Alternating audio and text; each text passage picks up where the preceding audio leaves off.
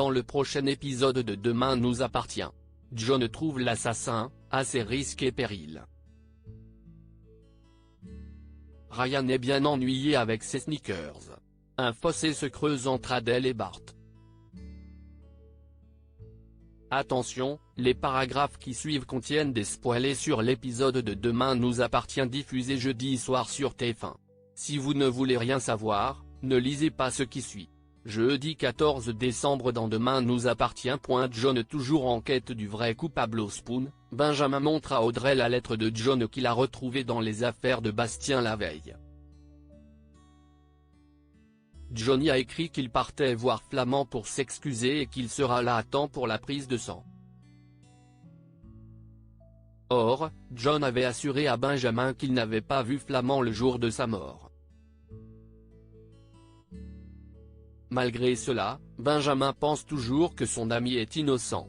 Audrey lui conseille de remettre cette lettre à la police. Après être passé au commissariat, Benjamin se rend à l'hôpital. Il retrouve Diego afin de l'emmener au bloc pour sa ponction de moelle osseuse. L'adolescent avoue être stressé par l'opération, mais il peut compter sur la présence de Chloé.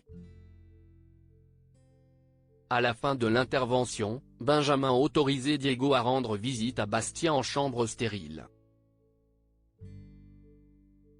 Ce dernier a ainsi l'occasion de remercier son donneur de vive voix. Au commissariat, Sarah informe Martin du contenu de la lettre que Benjamin leur a déposée. Malgré ce qu'elle pensait, cette lettre incrimine John. Martin se rend donc à l'hôpital afin d'interroger Bastien. Il lui montre la lettre que Benjamin leur a remise. Ce dernier se justifie en expliquant qu'il l'a fait pour aider John. Bastien révèle alors qu'il a couvert son père depuis le début. En effet, ce dernier s'est rendu chez Flamand le jour de sa mort, mais il est rentré tôt et a dit à son fils que Flamand ne lui avait pas ouvert la porte.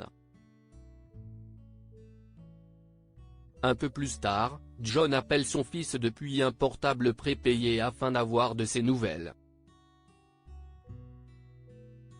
Bastien lui apprend que sa greffe a bien fonctionné. John est soulagé. Il encourage son fils à se battre. Ce dernier exprime toutefois son besoin de l'avoir à ses côtés. Mais John ne peut pas encore se rendre à la police. Il est près du but pour réussir à prouver son innocence. Au commissariat, Roxane est informée de l'appel entre un téléphone prépayé et celui de la chambre de Bastien. Elle en avertit aussitôt Martin. Tous deux supposent que John a appelé son fils. Roxane essaye de retrouver sa trace. Le soir, John attend quelqu'un dans la rue. Il ne voit pas que Gérald se dirige vers lui, dans son dos, une matraque à la main. Adele et Bart essayent de se retrouver faisant toujours chambre à part avec Adele. Bart se réveille sur le canapé. Alors qu'il s'apprête à faire le petit déjeuner, il découvre qu'Adele lui a laissé un mot. Celle-ci le prévient qu'elle s'est levée plus tôt pour préparer son cours. De son côté, Bart se rend au Spoon. Au comptoir, Roxane remarque tout de suite que son ami est fatigué.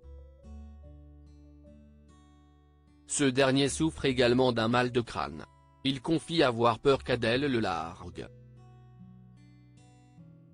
En fin de journée, Bart va chercher Adele à la sortie de ses cours pour lui proposer un dîner romantique. Elle accepte. Mais ils ont du mal à se décider entre sushi et pizza.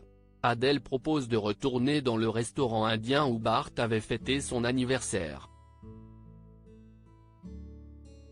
Sauf qu'il a fermé il y a un mois. Adele avoue avoir l'impression de s'être réveillée dans un monde à la fois similaire et différent. Le soir, Bart et Adele mangent une pizza sur le canapé. La jeune femme propose qu'ils reprennent la série qu'ils regardaient, mais elle se rend compte que Bart l'a fini avec Héloïse. Adele propose alors à Bart de faire son croquis. Mais elle n'arrive à rien et préfère aller se coucher. Ryan est bien ennuyé souhaitant revendre la paire de baskets collector qu'il a acheté il y a quelques jours. Ryan trouve un collectionneur intéressé. Ryan lui remet la boîte à chaussures afin qu'il en inspecte le contenu. Il remarque aussitôt la tache et l'odeur de café qui en émane et refuse de l'acheter. Ryan passe voir Karim au commissariat, l'accusant d'avoir renversé du café sur ses chaussures. À présent, il lui est impossible de les revendre et de financer le cadeau de Noël de Jack. Karim assure qu'il n'a pas touché au basket. En revanche, il devine facilement le nom du coupable. Ryan confronte Nordine, qui avoue aussitôt avoir renversé du café sur les chaussures. Ryan le convainc de les acheter. De son côté, Jack se rend au marché de Noël afin de demander à Nathan s'il a besoin d'un extra pour le food truck car il a besoin d'argent. Convaincu de ses compétences en matière de vente, Nathan promet d'en toucher un mot à Bart.